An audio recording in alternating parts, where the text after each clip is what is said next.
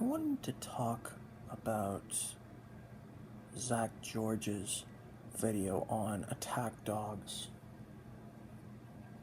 exposed, and I wanted to take a different angle from it. I wanted to critique it from a left-wing political perspective because Zach George is framing being against having police dogs and military working dogs. He's framing it as a left-wing issue. And you'll see a lot of so-called progressives on the left frame being for gun control as a left-wing issue. And much like that, I find it absolutely makes no sense. You can absolutely support a radical change in the current structures of power and advocate for a society that's supposed to be inclusive and egalitarian. But at the end of the day, there's still going to be threats to that society. Existential threats, both internal and external. And you will need to find a way to address those threats. And people might be talking about, well, you can de-radicalize people, you can rehabilitate people, you can be proactive with improving socioeconomic conditions so crime is less likely. Sure, I'm all for that. But at the end of the day, there are certain individuals, no matter how good you are at proactively addressing the root reasons for, say, violent crime, there are still going to be some bad kahunas, I guess you want to say, or bad honchos in your society. And at the end of the day, and Zach George points out how he points out cases of police dogs being misdeployed. And while that definitely should be condemned, I feel like a misdeployed police dog is, for the most part, not as bad as a misdeployed bullet, because you can call the dog back, whereas you can't call a 9mm back, or whatever handgun/pistol is standard to be used by the police. I'm no gun expert. And I think about this from a quite, I don't know, you could call it hipster, special snowflake perspective, because while I am very much on board with my fellow leftists in their opposition to certain injustices that do exist in our society, I don't really see how that translates to necessarily being against military working dogs. And Has from Shield K9, who is a very high-level Schutzhund IPG dog trainer and behavioral trainer, and who as well is an outspoken conservative, he correctly points out that left-wing regimes like the Soviet Union, for example, did use police dogs and military working dogs. Now, I suppose if you want to take a pacifist/anarchist approach to things,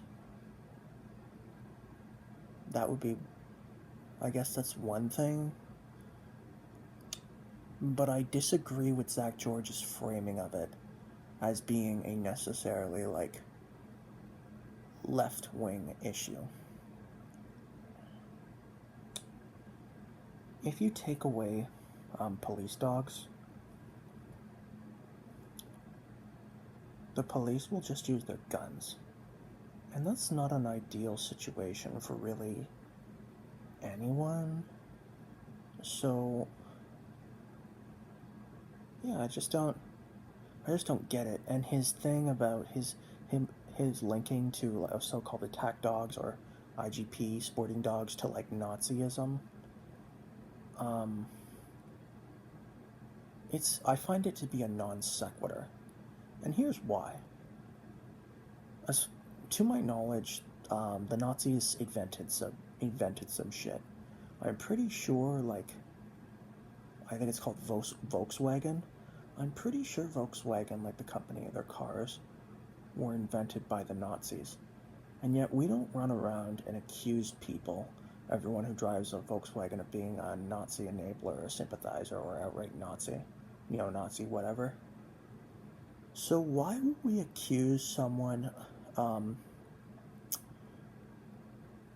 people who are into dog sports, IGP, of being like Nazis? It just makes no sense. And what I think does happen is people who are in the dog training industry are disproportionately have a right-wing ideological persuasion. But the reason why it doesn't have to do with dog training itself or dog sports itself or IGP itself, it more has to do with the economic demographics that these people are a part of. So dog trainers are obviously what a evil communist like myself would call self-employed, okay, oftentimes, or petty bourgeois, or even bourgeois, depending on the circumstances. So their class persuasion, they'd obviously want, assuming they're making a significant chunk of money, say $100K a year, it's in their interest to want lower taxation or even flat taxation, because at the end of the day they keep more money in their pocket and it's not appropriated by the state. And another thing with dog sports, people who participate in it, my understanding is it costs usually somewhere around $5,000 per year. I'm not sure if it's in US dollars or Canadian dollars. So naturally, the sport is mainly accessible to wealthy, financially well-off individuals. And those people are going to have a right-wing political persuasion. But that doesn't have anything to do with the actual sport of IGP itself. That just has to do with, like, socioeconomic forces. And this is where I feel really, like, almost alienated. I know, someone talking about their feelings. Oh, you're sucking up snowflake, blah, blah, blah. I feel very alienated in the dog training world. Not that I'm a dog trainer or anything, I'm just a dog handler who's looking to become more advanced and more sophisticated. Because yes, well, I do believe that there's merit to personal protection dogs. There's merit to dog sports. I don't necessarily... Well, no. I strongly disagree with the notion that vaccines cause autism and that Israel / that Jews control the world or any of that crazy nonsense.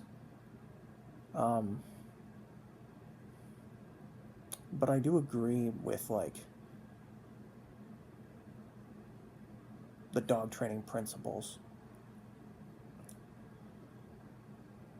I think, though, so basically the main message that I'm saying here is the political orientation of dog training would change significantly if the socioeconomic barriers to becoming a dog trainer or training dogs or being in dog sports like IGP would change. Zach George's argument about attack dogs is just a complete non sequitur.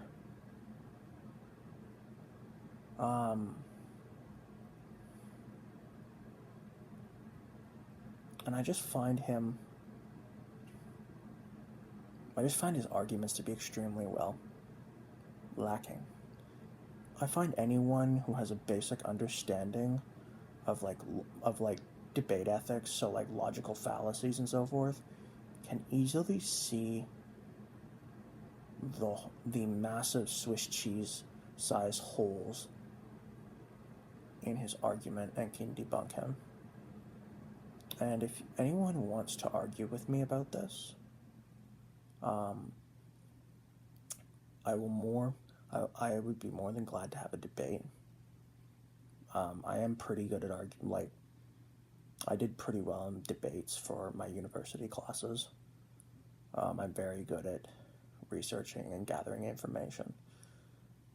So if anyone wants to have an argument about this, about dog training and right-wing ideology, I guess the debate could be called, is dog training interchangeable with conservative slash right-wing ideology? Or balanced dog training, rather, or dog training that uses elements of compulsion, if it's interchangeable with right-wing ideology. Because I'd be more than willing to have that debate and pretty much mop the floor with anyone who is anything but well prepared. So yeah, this is just my thoughts on this strange video. And it falls on people with basic reasoning skills to, well, use their basic reasoning skills and not fall for the appeals to emotion that are used by pundits like Zach George and Victoria Stilwell. So yeah, that's my video.